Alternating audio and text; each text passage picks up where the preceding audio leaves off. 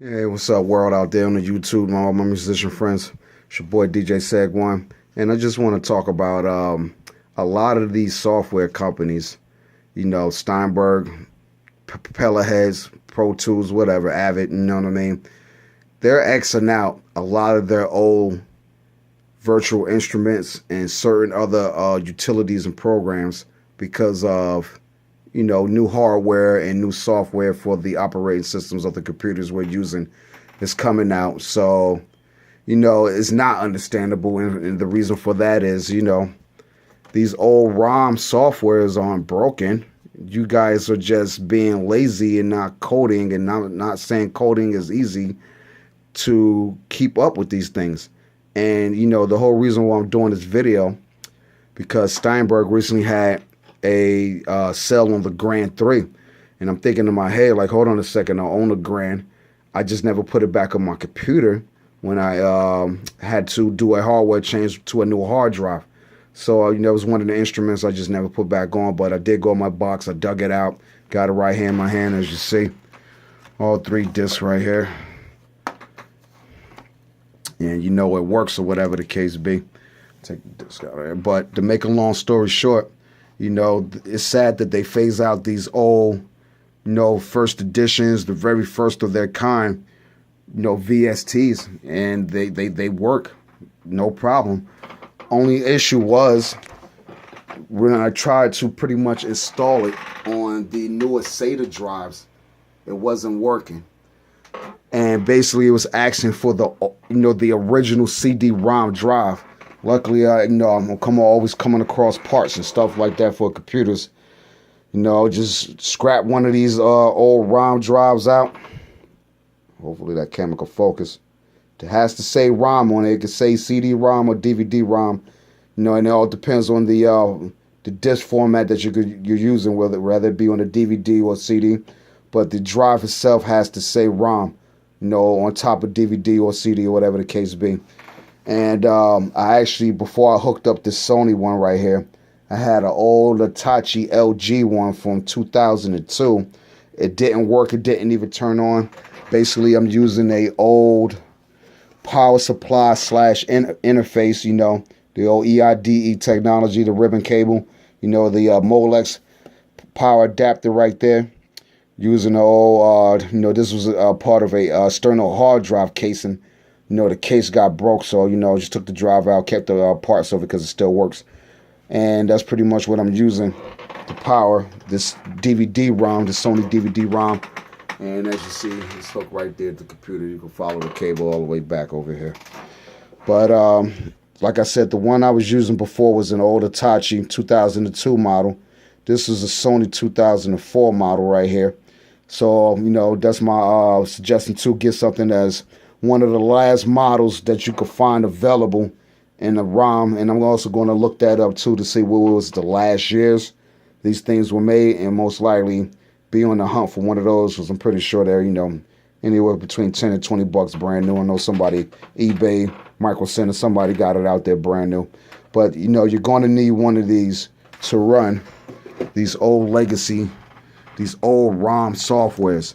I did a lot of research just recently. That's another reason why I'm making this video. I see all the virtual boxes out there, software wise. It's doing stupid things like which you shouldn't have to all the time. Is flashing your BIOS. So sometimes most of us out there are just regular computer consumers. Just audio engineers. Video gamers. We ain't got time for this shit. You know what I mean? Tech companies or whatever the case, dog companies, music companies, we don't got time for that. We just need our old stuff that we still love to play with to this day to work. So basically, keep in mind, especially if you're doing music like me and you're on eBay, you're doing all this type of shopping, you may think, and if you're a gamer especially, you go to the thrift store, you can find all types of old CD-ROM games, that were way back in the Nintendo era, because that's a ROM. So if you have one of these drives laying around, or go find one, or you see one in the thrift store, or whatever the case be, scoop it up. Get you a little interface power supply. you know, try to match it up and start playing these old games and loading up these old ROM, you know, virtual instruments and all these old ROM, you know, operating systems and programs and all that stuff. The shit works, man. Even on, you know, Windows is Windows, man. It don't really pretty much matter what version you're running, because even though the software of the Grand gave me some problems, I'm still able to run it because of the DVD-ROM, and I have it right here in Reason. Just going to open it up.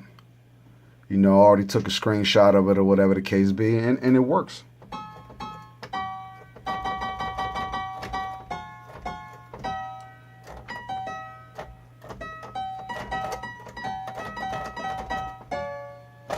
So, you know, I guess from now on out, I'm going to pretty much be on the hunt for old CD-ROMs, especially, you know, of the Studio Wave and just old games in general, because even though this is a Windows 10 machine, you know, it's a HP Z9, you know, Z600 or whatever case be running dual Z9s. So it's a 12-core machine, 12 gigs of RAM, a terabyte drive in there. It works great as is, but, you know, back to the matter at hand. These are, you know, software companies, no matter what you're using, man. I mean, no matter what the new technology is, let's not phase out all the old stuff, man. This shit is the best. And look, you know this shit is old, and look how long I had this shit. You got to trace this shit back to Windows 95. You know what I'm saying? That's how real this shit is. You got to trace it all the way back to 95 Windows, yo. No lie. Had this shit for a long ass time. Just, you know, even though I upgraded all my Cubases from over the years, I'm, you know, running the latest Cubase 9 artists, running the latest stuff. But, you know, this right here just slipped my mind to reinstall it after I did some hardware changes. And what made me dig it out the pretty much the grave, Steinberg had a deal on the Grand 3 or whatever the case be for $150. But I was thinking maybe, it would, you know, if I got the Grand 1 already, I could get a discount. But they weren't even offering a discount on it, which sucks. And I'm definitely contact them, by the way, because that makes no sense. You know, I got the original fucking installed disc right here of the very first shit. So, like, what's going on, man? And as you see, it's right there.